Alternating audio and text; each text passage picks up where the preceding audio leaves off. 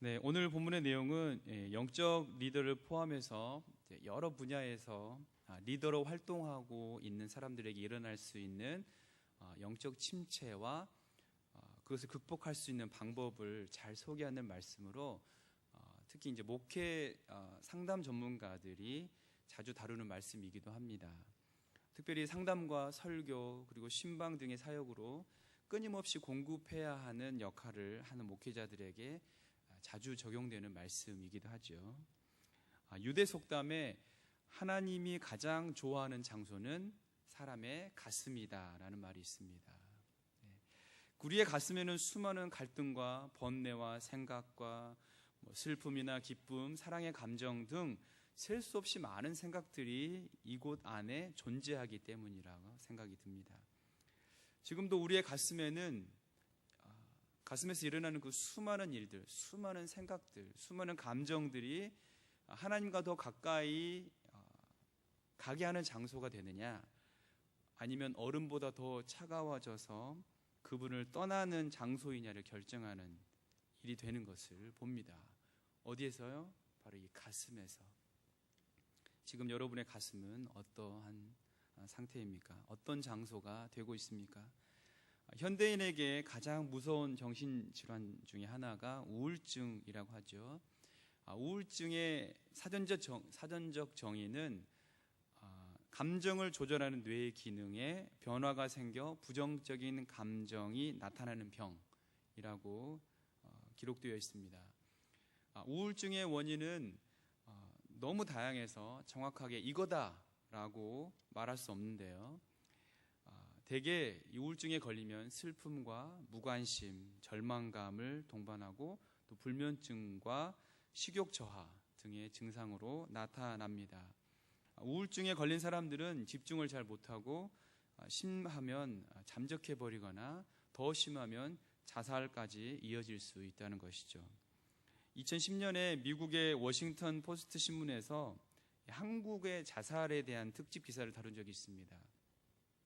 하루 평균 35명이 스스로 목숨을 끊는 한국의 자살률은 지난 10년 새, 그러니까 2000년부터 시작해서 벌써 2배로 늘어났고 지금은 산업화된 국가 가운데 최고 수준이다라고 기록하였습니다. 특히 20, 30대 사망 원인 가운데 자살이 가장 높은 비중을 차지하고 있고 한국 국민 전체 사망 원인 가운데 심장질환, 암, 뇌혈관 질환에 이어 4번째라고 설명했습니다. 우리나라는 유명 연예인이나 일반인들 가운데 자살하면 뉴스에 여과 없이 보도하잖아요. 뉴질랜드 같은 경우에는 방송에서 자살에 대한 보도를 법적으로 하지 못하게 되어 있습니다. 왜냐하면 사회에 좋지 않은 영향을 주기 때문에 아예 법적으로 조치를 취해 놓은 것입니다. 이처럼 현대사회에 급증하고 있는 자살률의 주된 원인이 바로 이 우울증이라는 이 정신질환에 있다는 사실입니다. 누구나 잠깐씩 우울증에 빠지는 때도 있지만 어떤 사람들은 항상 우울증에 사로잡혀 있는데 이것을 우리는 침체 현상이라 부릅니다. 때로는 경건한 영적 지도자들도 이런 우울증, 즉 영적 침체, 영어로는 이제 번아웃이라고 하는데요. 디프레션이라고 표현하기도 합니다만 번아웃이 혹시 더 나을지도 모릅니다. 그래서 영적 탈진, 이렇게 표현하기도 하죠. 이렇게 빠져 있기도 합니다. 영적 침체는 자신뿐 아니라 가족과 공동체, 특히 목회 사역 등 모든 것을 파괴할 수 있습니다. 이것은 비단 영적 지도자들에게만 해당되는 것이 아니라 일반 직장인이나 교회 안에서 활동하는 성도들에게도 영적 침체를 경험하는 사람들이 꽤 많은 것을 봅니다. 그래서 오늘 말씀을 통해서 엘리야가 겪은 이 침체와 그것을 어떻게 이기고 회복하는 과정을 겪었는지 그 방법을 알고 우리에게 적용할 수 있기를 바랍니다.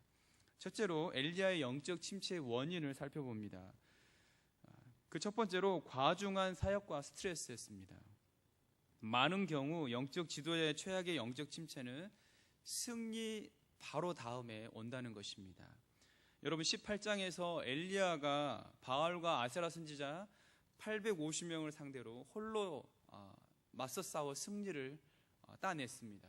그리고 하나님은 불을 내려서 당신의 영광을 이스라엘 백성들과 모든 우상을 섬기는 선지자들에게 보이셨죠. 뿐만 아니라 엘리야의 기도로 3년 반 동안 비가 내리지 않았는데 그 그쳤던 비를 다시 엘리야의 기도로 내려주셨습니다. 엄청난 폭우를 쏟아 부어 주셨죠. 하나님의 능력이 또 엘리야에게 임하자 그는 아합의 마차 앞에서 약 25km나 뛰어갔다는 것입니다. 그것도 마차가 얼마나 빨리 달리겠어요? 그러니까 전력 질주를 했다는 것입니다. 25km를. 대단한 것이죠. 엄청난 승리의 축제를 경험했습니다. 이 모든 사건들이 하루에 일어났던 사건입니다. 앞서 말씀드린 것처럼 엘리야의 이 영적 침체는 최고의 승리를 이루었을 때 찾아왔습니다. 모든 것을 쏟아부은 후에 그에게 찾아오는 공허함, 허전함, 그리고 체력이 소진되고 영적으로도 멍해 있는 그런 상태가 되는 것이죠. 얼마 전에 우리 한강에서 멍 때리기 대회 있었죠. 그런 대회도 있습니다. 우리나라에 그냥 아무것도 안 하고 멍하게 있는 거예요. 자, 그림을 준비했는데요. 엘리야가 도피했던 경로를 이제 화살표로 표시해 놓은 겁니다. 한번 화면을 보시죠. 엘리야는 지칠 대로 지쳐 있었습니다. 근데 어떤 소식이 들립니까? 아합이 그날 일어났던 일들을 다 자기 아내에게 다 일러 바쳐요. 이러이러해서 당신의 그 바알 아세라 선지자가 다 죽었다. 그러니까 이세벨이 어떻습니까? 노발대발해서 내가 24시간 안에 이놈 엘리야를 내가 죽이지 않고는 내가 믿는 그 신들이 나를 벌을 내릴 것이다 하면서 아주 그냥 협박을 하죠. 그러니까 엘리야는 이 협박을 들은과 동시에 가슴이 덜컥 내려앉고 겁에 질린 겁니다. 놀라서 그 길로 도망하여 단숨에 100km 이상 떨어진 브엘세바까지 이르게 되죠. 처음에 사마리아에서 활동하다가 오른쪽으로 보시면 여러분 그 디셉 그리고 그릿 시내가에서 저 위쪽에 보면 사르밧까지 올라갔다가 갈멜산에서 승리해서 뛰어서 이스라엘까지, 그리고 이스라엘에서 브엘세바까지가 약 100km입니다. 거기를 도망쳐 온 거예요. 굉장히, 그럼 사마리아에서부터 더 멀어지겠죠. 100km를 그냥 무작정 도망 온 것입니다. 그러니까 브엘세바에 도착한 엘리야는 완전히 탈진해 버린 것이죠. 그 자리에서 쓰러져 버립니다. 자, 여러분, 엘리야와 같은 이런 탈진 이런 경험해 보신 적 있습니까? 교회에 예를 들어서 큰 행사를 치르고 나면 이상하게도 여러분 허전하면서 영적 침체가 찾아오는 것을 경험하는 수도 있습니다. 바쁘게 이리 다니고 저리 뛰어다니면서 하루 24시간이 모자랄 정도로 정말 뛰어다니다가 막상 목표한 바를 이루고 나면, 행사를 무사히 마치고 나면 자신도 모르게 깊은 한숨을 내쉬면서 털썩 주저앉는 그런 자신을 보게 될 것입니다. 그런데 이런 일이 반복되면서 자신도 모르게 내가 여기 뭐하러 와 있나, 그런 생각이 들게 되죠. 충전할 짬도 없이 또 다른 봉사 현장에 투입되어서 이리저리 뛰어다니다 보면 어느새 체력도 바닥이 나고 영성도 바닥이 나고 자기의 모든 것이 다 방전되어 버린다는 것입니다. 그러나 여러분, 실망하지 마십시오. 우리보다 훨씬 더 뛰어난 이 엘리야도 이런 일이 일어났다는 사실입니다. 그렇다고 영적인 침체의 늪에서 벗어나지 않아도 된다는 말은 결코 아닙니다. 이렇게 피곤하고 지쳤을 때는 명쾌하게 생각할 능력이 없어집니다. 작은 비판 하나에도 칼같이 예민하게 반응하지요. 일의 결과에 대한 평가를 주변에서 하면 화가 나면서 서운함은 이루 말할 수 없습니다. 소위 섭섭병이 찾아오게 됩니다. 내가 이렇게 열심히 일했는데, 내가 정말 뼈가 부서지도록 봉사했는데 나에게 돌아오는 것은 비판과 어떤 평가뿐이구나, 이런 생각이 들 때에 영적 침체가 찾아오게 된다는 것입니다. 엘리야가 바로 그랬습니다. 850대 1로 맞짱 떠서 승리한 엘리야를 이세벨이 죽이겠다고 협박하니까 공포에 질려서 가버리고 말았습니다. 자, 이 도망간 것은 엘리야 영적 침체의 두 번째 이유로 이어지는데요. 그 두 번째가 뭐냐면 지나친 확대 해석이었습니다. 지칠 대로 지쳐있는 엘리야에게 이세벨의 협박은 엄청난 스트레스였습니다. 엘리야는 이세벨의 협박에 너무 예민하게 반응합니다. 10절에서 그는 내가 만군의 하나님 여호와께 열심히 유별하오니 이는 이스라엘 자손이 주의 언약을 버리고 주의 제단을 헐며 칼로 주의 선지자들을 죽였으며며 오직 나만 남았거늘 그들이 내 생명을 찾아 빼앗으려 하나이다. 여기서 말하는 그들은 이스라엘 자손을 이야기하는 것입니다. 이세벨이 아니에요. 그러니까 엘리야는 정말 지나친 확대 해석을 한 거예요. 이스라엘 백성이 왜 엘리야의 목숨을 찾아 빼앗으려 하겠습니까? 결코 아니죠. 내가 이렇게 열심히 일했는데 하나님의 능력을 나타내고 승리했는데 이제는 모두가 날 죽이려고 한다, 이런 말입니다. 사실은 그게 아닙니다. 모두가 그를 미워하고 죽이려고 한 게 아니라 이세벨 한 사람이 그렇게 얘기했습니다. 그리고 실제로 엘리야를 죽이려고 마음 먹었다면 몰래 암살을 하거나 사람을 보내서 죽였지, 떠들어대면서 내가 엘리야를 죽이겠다 이렇게 얘기하지 않습니다. 그렇죠? 왜냐하면 이세벨은 상황 판단이 굉장히 빠른 여자였습니다. 이스라엘 백성이 변한 그 민심을 모를 리 없었습니다. 만약에 대놓고 내가 엘리야를 잡아서 죽이겠다라고 했다면 이스라엘 백성들이 이세벨을 가만두지 않았을 것입니다. 그래서 그녀는 고도의 심리 전술을 이용한 것이죠. 이 전술에 엘리야가 말려 들어간 것입니다.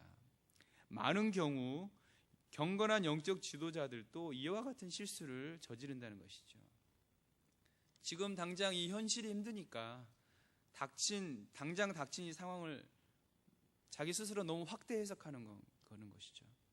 영적으로 침체되어 있으면 부정적으로 상상을 많이 하게 된다는 것입니다. 사방이 먹구름투성이고 모두가 자신을 미워하는 것 같고 아무도 내게 관심이 없는 것 같습니다. 그래서 자꾸만 도망하려고 하는 것입니다. 자, 그리고 세 번째 비생산적인 비교 의식이었습니다. 엘리야가 영적으로 침체되었던 세 번째 이유는 남과 비교했기 때문입니다. 4절 말씀 보십시오. 자기 자신은 광야로 들어가 하룻길쯤 가서 한 로뎀나무 아래 앉아서 자기가 죽기를 원하이르되 여호와여 넉넉하오니 지금 내 생명을 거두시옵소서. 그리고 마지막에 뭐라고 고백합니까? 나는 내 조상들보다 낫지 못하나이다. 불의 종 엘리야가, 그 능력의 종 엘리야가 나는 조상들보다 결코 낫지 못합니다. 나는 정말 피레미밖에 안 됩니다. 이렇게 고백하고 있는 거예요. 영적으로 침체된 엘리야가 자신을 위대한 믿음의 조상들과 비교하면서 나는 너무 못난 존재다라고 스스로를 비판하고 있는 것입니다. 여러분, 그런데 우리도 마찬가지 아닙니까? 루터는 종교개혁을 이루었는데 내가 지금 뭐 하고 있는가? 루터랑 비교하는 거예요. 감히 손양호 목사님은 자기 아들들을 죽인 살인자까지 양자로 삼아서 하나님 종 만들었는데 나는 이 조그마한 상처에도 조그마한 비판에도 분노하고 있지 않은가? 마틴 루터 킹 목사는 초등학교도 제대로 나오지 못하고 맨날 문법 틀리고 했지만 성령 충만해서 미국의 부흥운동을 이끌었는데 나는 과연 지금 나는 무엇을 하고 있는가? 내 가정도 믿음의 가정으로 세워가지 못하고 있는 건 아닌가? 제 얘기입니다. 제 얘기. 여러분 어떻습니까? 아무개 집사님은 믿음도 좋고 생활도 잘하고 모든 게 잘 완벽하게 갖춰져 있는 것 같은데 나는 작은 문제 하나에 아둥바둥 매달린 채 아무 해결도 못하다니 정말 한심하다. 자기 스스로를 그렇게 비교하는 것입니다. 여러분, 자신과 남을 비교하는 것처럼 스스로 비참하게 만드는 일은 없습니다. 정말 지혜롭지 못한 일이고 하나님도 싫어하시는 일입니다. 여러분, 남과 비교하지 말아야 할 이유가 무엇인지 아십니까? 두 가지가 있는데요. 먼저는 우리는 서로 다르기 때문입니다. 다르기 때문에 결코 비교하지 않아도 되는 것입니다. 우리 각 사람은 모두가 하나님의 목적대로 다르게 지어진 존재입니다. 믿습니까? 누가 독수리와 사자를 비교해서 위대한 동물이다라고 평가할 수 있습니까? 없어요. 사자는 사자대로, 독수리는 독수리대로 지으신 목적이 있기 때문입니다. 우리 각자도 은사가 다르고 잘하는 분야가 다르고 관심이 다릅니다. 만약 우리 스스로 자꾸 남과 비교하고 남을 흉내내려 한다면 금방 우리는 우울해지고 말 것입니다. 왜요? 나보다 잘한 사람이 얼마나 많이 있습니까? 나보다 기도 잘하는 사람이 얼마나 많이 있습니까? 나보다 예배 잘 드리는 사람이 얼마나 많이 있습니까? 나보다 봉사 잘하는 사람이 얼마나 많이 있습니까? 전도 잘하는 사람이 얼마나 많이 있습니까? 안 그래요? 비교하면 비교할수록 자기 자신만 초라해질 뿐이죠. 그러나 비교하지 않고 나는 나다, 하나님이 나를 지으신 목적이 따로 있다, 그걸 내가 인식하고 나의 자존감을 높인다면 하나님께서 그 다르게 사용하신다는 것입니다. 여러분, 하나님은 우리가 우리 스스로를 사랑하고 그대로 받아들이는 것을 원하십니다. 그것이 영적 침체를 막는 예방약이 될 수 있습니다. 남과 비교하지 말아야 할 이유 두 번째는 우리가 바라보는 영적 지도자들도, 더 뛰어난 사람들도 실상을 보면 그 안에 그림자가 있고 치명적인 약점과 실수와 고민이 있기 때문입니다. 사람은 완벽하지 않습니다. 어떤 미국의 그 유명한 설교가가 다음과 같이 고백했다고 합니다. 만약 사람들이 내 실체를 다 알아버리면 아무도 내 설교를 들으려 하지 않을 겁니다. 본받고 싶은 대상을 갖는 것은 좋지만 그들이 아무 문제 없는 완벽한 존재라는 생각은 하지 마시기 바랍니다. 우리는 모두 약한 인간일 뿐입니다. 엘리야의 네 번째 영적 침체의 원인은 불필요한 자책감이었습니다. 그는 자신의 잘못도 아닌 것들에 대해서 책임을 지려고 했습니다. 엘리야가 뭐라고 말합니까? 10절과 14절에서 동일하게 고백하고 있는 말씀, 내가 만군의 하나님 여호와께 열심히 유별하오니 이는 이스라엘 자손이 주의 언약을 버리고 주의 제단을 헐며 칼로 주의 선지자들을 죽였으며며 오직 나만 남았거늘 그들이 내 생명을 찾아 빼앗으려 하나이다. 우리가 신문이나 다른 글을 읽을 때 그 글에 나타나지 않은 저자의 의도나 말의 의미를 행간이라고 하죠.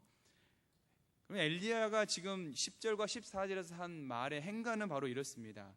제가 여호와의 선지자로서 지난 3년 동안 열심히 노력했지만 눈에 보이는 결과가 없습니다. 그리고 사람들은 아직도 하나님에게 등을 돌리고 있습니다.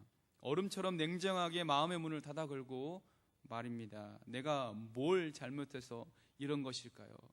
제 탓입니까, 하나님? 엘리야는 이스라엘 민족이 변하지 않는 것이 본인의 잘못인 양 스스로를 탓하고 있습니다. 영적 침체에 빠지기 쉬운 불필요한 자책이에요.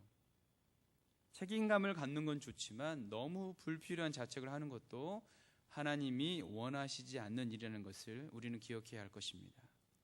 내가 지도하고 가르치고 있는 사람들이 내 뜻대로 따라오지 않는다고 괴로워하지 말라는 것입니다. 특히 지도자는 사람들에게 영향력을 미칠 수는 있지만 그들의 삶을 완벽히 장악할 수 없음을 기억하시기 바랍니다. 대부분의 리더들, 대부분의 어떤 직책을 갖고 있는 분들이 어떤 작은 소그룹을 인도하거나 공동체를 이끌 때 그런 착각 속에 빠진다는 거예요. 내가 이제 리더가 되었으니 모든 사람들이 날 따라야 돼.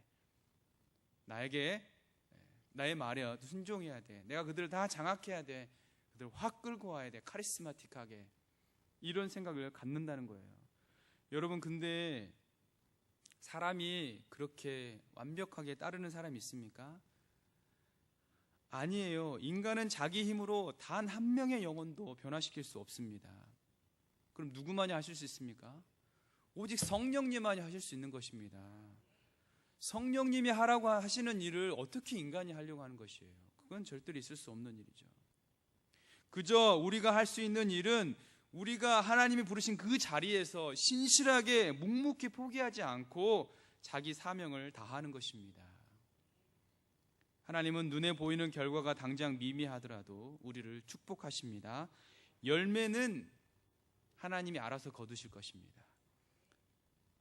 설교자는, 다시 말해서 리더는 신실하게 하나님의 뜻을 바로 전하면 되는 것입니다. 구역장이나 인도자도 마찬가지죠. 말씀을 받아들이고 변화되게 하는 것은 하나님의 책임입니다. 최선을 다하고 하나님께 모든 것을 맡기시기 바랍니다. 엘리야는 자신이 실패했다고 생각했지만 그건 어디까지나 그의 느낌이었지 현실이 아니었습니다. 그런데도 너무나 자주 우리의 감정이 사실을 타고 넘게 합니다. 실패한 것처럼 느낀다고 해서 실제로 우리가 실패한 것은 아니라는 사실입니다. 마지막 엘리야의 침체 이유는 진심으로 자기를 지지해주는 공동체가 없었다는 것입니다.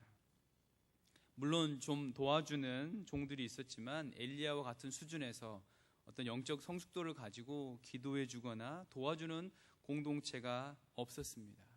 오죽 답답했으면 자기는 혼자 남았다고 하소연을 했겠습니까? 여러분, 세계적으로 능력 있게 사역하는 사람들의 공통적인 고백이 뭔지 아세요? 자기들은 유명해질수록, 사역의 규모가 커지면 커질수록 마음을 터놓고 나눌 수 있는 친구가 줄어든다는 사실입니다. 내가 마음을 터놓고 나눌 수 있는 만한 친구가 없다, 이렇게 고백하는 거예요. 유명해지면 유명해질수록, 더 커지면 커질수록 그렇다는 겁니다. 만약 엘리야에게 진솔한 영적인 공동체가 있었다면 자기가 나락으로 떨어져서 자신의 목숨을 그만 거두어 달라는 그런 극단적인 지경까지 가지는 않았을 것입니다. 자, 여기까지 엘리야를 통해 영적 침체가 어떻게 찾아오는지 원인을 살펴보았습니다. 이제는 영적 침체를 치유하는 하나님의 방법에 대해서 살펴보기 원합니다. 첫째로 육체적 필요를 채워주셨습니다. 여러분, 탈진한 엘리야가 나무 밑에서 잠이 드니까 하나님의 천사가 그를 만지면서 일어나 먹으라고 했습니다. 발로 툭툭 차면서 일어나라고 하지 않았어요. 만지면서 일어나라고 했습니다. 하나님의 어루 만지심이에요. 만약에 엘리야가 미웠다면 발로 찼겠죠. 야, 일어나, 밥이라도 먹고 자, 이랬을 거예요. 우리 집에서 하는 것처럼. 여러분, 자녀들 그렇지 않아요? 말 안 들으면 발로 차면서 일어나, 밥 먹고 학교 가, 이렇게 얘기하겠죠. 여러분, 엘리야는 갑자기 깜짝 일어나서 주위를 살핍니다. 그리고 먹고 마신 뒤에 또다시 잠이 들었어요. 정신없이 자고 또 일어났더니 이제 천사가 다시 먹으라고 합니다. 그래서 엘리야는 다시 먹고 일어나서 힘을 얻어 걸어갈 수가 있었습니다. 하나님의 산 호레베까지 이르게 된 것입니다. 여러분, 하나님께서 지친 엘리야를 다루신 첫 번째 방법은 먼저 잠 재우고 잘 먹이고 잘 쉬게 하는 것이었습니다. 믿음의 사람들 대부분의 경우 문제를 너무 영적인 시각으로만 보려 한다는 것입니다. 그런데 여러분, 정신적으로 영적 컨디션이 육적인 컨디션에 가장 많이 영향을 받는다는 사실이에요. 잘 먹지도 못하고 자지도 못하면 사람이 어떻게 됩니까? 예민해지죠. 몸이 아프도 사람은 예민해집니다. 우울증에 빠진 사람들 가운데 자신의 육체를 제대로 관리 안 하는 사람이 많습니다. 밥도 안 먹고 잠도 안 자고 자기를 관리하기 위해 운동도 하지 않습니다. 영적 지도자들도 너무 많은 목회 사역을 하느라 자기 육체의 한계를 훨씬 넘어가 버린다는 것입니다. 물론 희생적으로 사역하는 것은 존경할 일이지만 탈진과 침체 현상은 여러분 소리 없이 찾아든다는 것입니다. 여러분, 병원에서 의료 사고가 일어나는 경우 주요 원인은 인턴 의사들이 비상식적인 근무량 때문에 이 일들이 발생한다는 거예요. 여러분, 하루 3-4시간만 자고 20시간 넘게 한 달만 근무한다면 사람이 어떻게 되겠습니까? 하루 종일 그렇게 하고 밤잠 설쳐가며 3시간, 4시간 쪽잠 자면서 일어나서 환자 보고 제대로 된 진료가 나오겠습니까? 가장 많이 의료사고가 그때 일어나는 거예요. 하나님은 우리가 잘 때 자고 먹어야 할 때 먹어서 가장 건강하게 작동하게끔 우리를 만들어 놓으셨어요. 그래서 저녁이 되고 아침이 되니 이는 둘째 날이냐 셋째 날이냐, 저녁과 밤을 나누신 이유가 무엇입니까? 낮 동안 열심히 일하고 저녁에 쉬도록 하기 위함 아니겠습니까? 그런데 이런 창조를 무시하고 성경을 좀 더 읽고 기도를 더 많이 하고 사역을 더 열심히 해서 문제를 해결하려 하는 것은 상황을 좋아지게 하기보다는 더 악화시킬 수도 있다는 것입니다. 여러분, 스포츠 선수들은 경기 중간에 휴식을 하죠.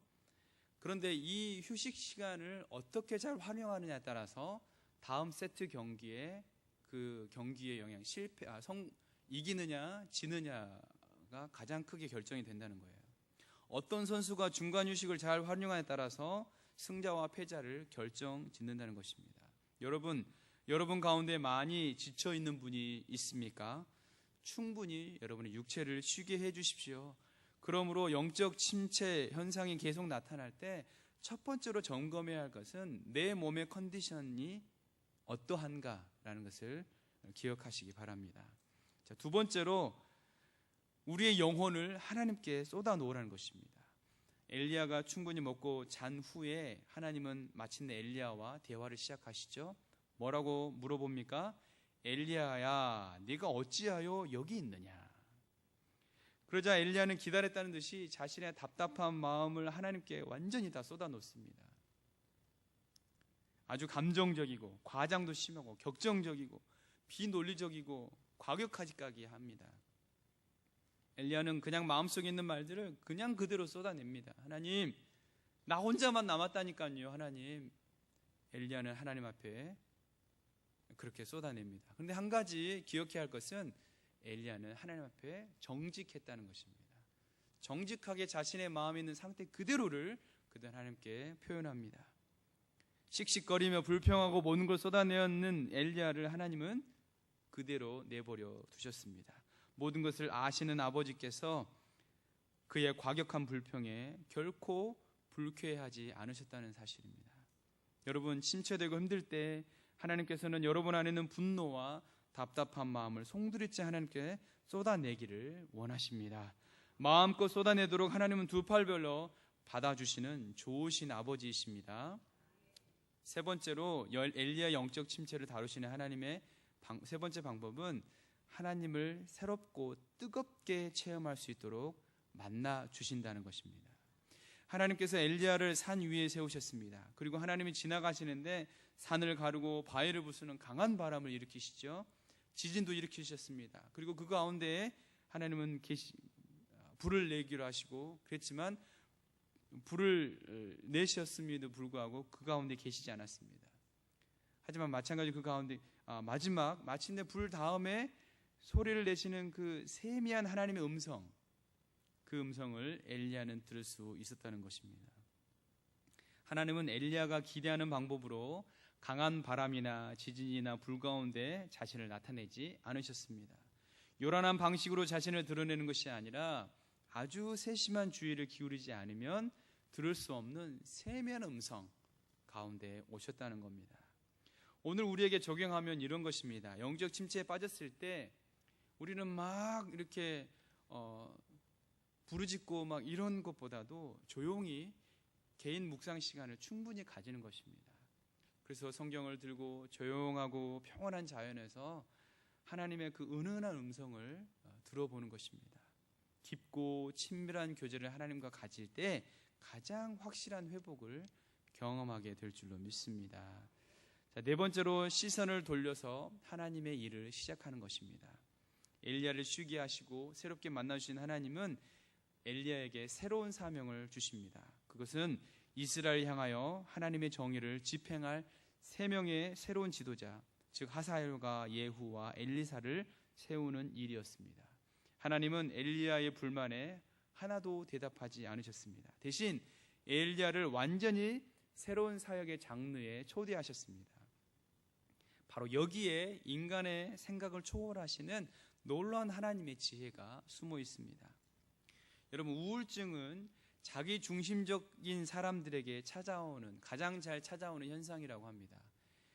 그래서 너무 자기 문제에 집중해서 오래 붙들고 있으면 그 문제만 더 커질 뿐 해결되는 것은 아무것도 없다는 것입니다.